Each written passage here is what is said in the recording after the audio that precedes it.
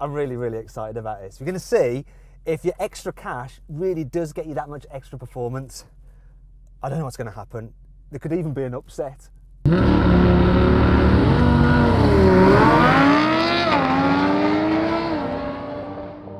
Audi has built a reputation for making supercar-slaying high-performance versions of its normal cars. The pinnacle of these auto barnstormers wear an RS badge. RS is to Audi what M is to BMW and AMG is for Mercedes. And all RS cars are built by Audi's boutique supersports division, Quattro GmbH. And this was the very first car to wear the RS badge. It's called the RS2 and it was co-developed with Porsche. And it's actually based on an Audi 80, and that's the car that your geography teacher probably drove. But Porsche, they fitted some uprated suspension, then the brakes, wheels, and even the door mirrors from a 964 turbo.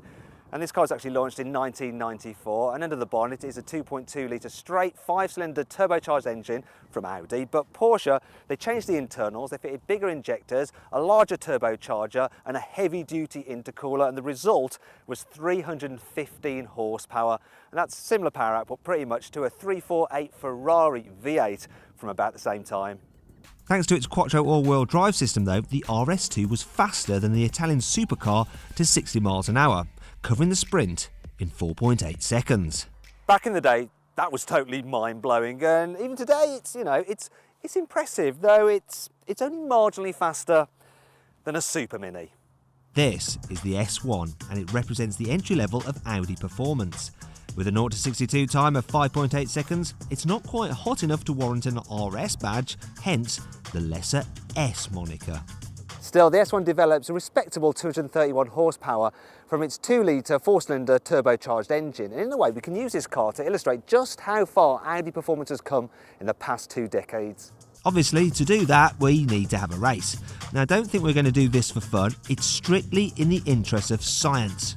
Well, pub science. Unfortunately, I'm not allowed to do a full-on drag race start in this old dear because it's from Audi's heritage fleet. There's only 182 RS2 sold in the UK, and this one has only done 1,700 miles. And Audi they don't want me to destroy the transmission with some ham-fisted start.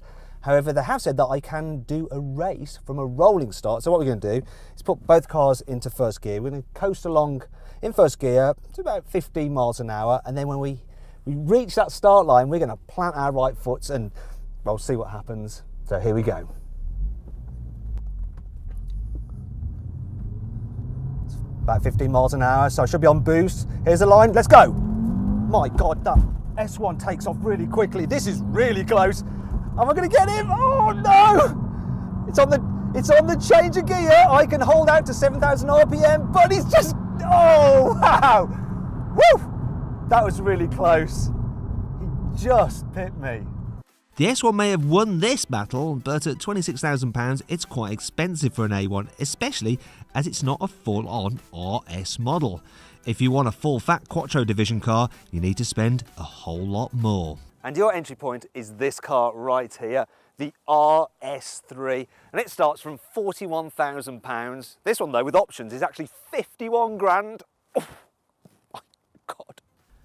Still, you do get a 2.5 litre turbo engine with 5 cylinders and 367 horsepower. You also get a 7-speed dual-clutch paddle-shift gearbox which incorporates launch control that's so easy to engage your grandmother could even operate it, even when she's forgotten to take her medication. Top speed is still limited to 155 miles an hour, but there's no shackles on acceleration. The RS3 can sprint from 0 to 62 miles an hour in just 4.3 seconds. And with that kind of capability, you may think spending £85,000 on an RS6 performance is totally unnecessary. After all, it's little more than half a second quicker to 62 miles an hour at 3.7 seconds. And it requires a tad more skill as its torque converter automatic gearbox doesn't have launch control. But you can't sniff at the sheer grunt from its 605 horsepower twin-turbo 4-litre V8. And with 750 newton meters of torque, it has 285 newton meters more than the RS3 and more than double that of the S1. But if you want the ultimate road car produced by Audi's Quattro division, you'll need this. The R8 V10 Plus. Its 5.2 litre engine and many other components are shared with the Lamborghini Huracan. However, it comes in a more subtle Audi wrapper. subtle being, well, relative of course. And it's got the performance to match the looks. With 610 horsepower and a dual clutch gearbox with launch control, 0 to 62 miles an hour takes just 3.2 seconds. And unlike with the other cars, top speed isn't electronically shackled to 155 miles an hour. If you have the space, this thing will do 205 miles an hour. But all this extra performance comes at a price, £135,000 to be precise. But is it worth it? There's only one way to find out. Drag race!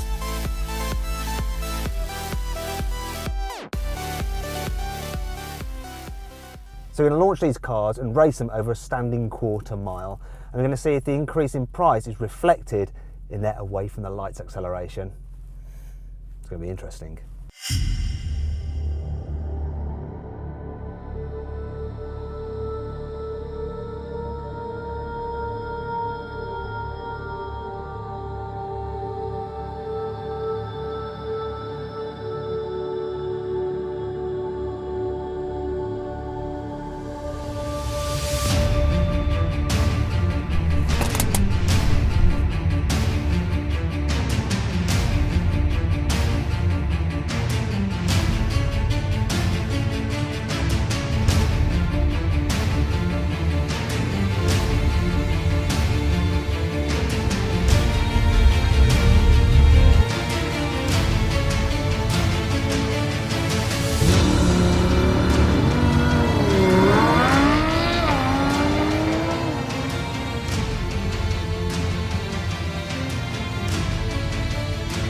On the way first, gosh, this RS6 just motors from the line.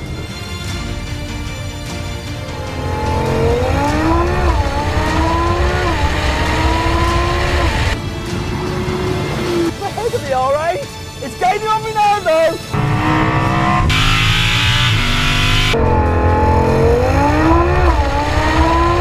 Oh my gosh, this is close.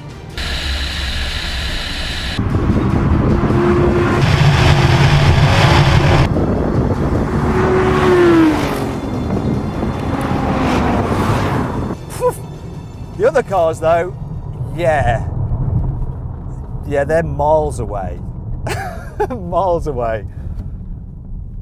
This thing rockets off the line. It doesn't have dual clutch gearbox like that R8, but it was way like a rocket. But then that thing, it just came on song and, well, that was it basically. Other cars, a little bit slower. So yes, your extra cash does get you extra performance. Scientifically proved. No, you're absolutely welcome. So the R8 one, well, it is the fastest accelerating road-going Audi you can currently buy. Or is it? This is the Ducati 959 Panigale. It's the latest sports bike from the Italian firm. And if you're wondering why it's here, well, Audi own Ducati. So effectively, this is an Audi too. Just one with two wheels. That's built in Italy. The 959 is powered by a 955cc V-twin with 157 horsepower.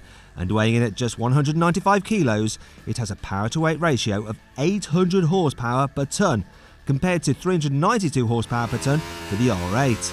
Though of course, the bike is just one-wheel drive rather than four. Still, it does only cost £13,431. That's about the tenth of the price of the R8. Now the bike nerds among you might be wondering why the heck we're not using the range-topping 205 horsepower Panigale R. Well, there's three reasons. Number one, the 959 is actually Ducati's latest superbike, so we're being topical. Number two, its standing quarter time is very similar to the R8, so it's going to be close and we want a fair race. Number three, most importantly of all, is that our rider is just too much of a wuss to ride anything over a litre.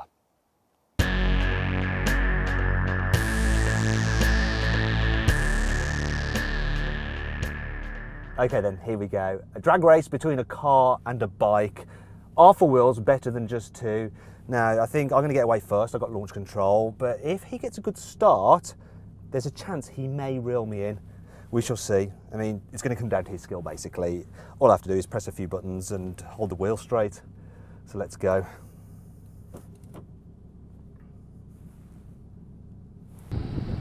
I'm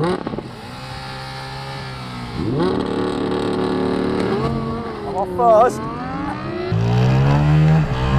Goodbye, bike. And I'm actually gaining a lead on him. I'm pulling away. Now he's coming back.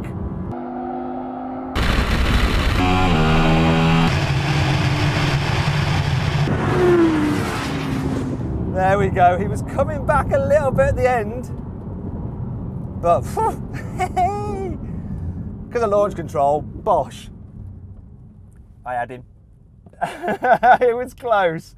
Once he'd got away, it was neck and neck, but yeah, it's all about the start on this thing. Every time, press a button, and yeah, job's a good one. So there we go. What have we learnt then? Well, Audi offers a wide range of performance at a wide range of prices, and if you have the nerve, you can get supercar-like acceleration for very little money. Though you do have to end up wearing leather. If you enjoyed this video, please like it, share it and subscribe to our channel. And if you click over there, you can watch our in-depth video review of the Audi R8. Now, did you know that Quattro GmbH's CEO is Stefan Winkelmann, who was the former boss of Lamborghini?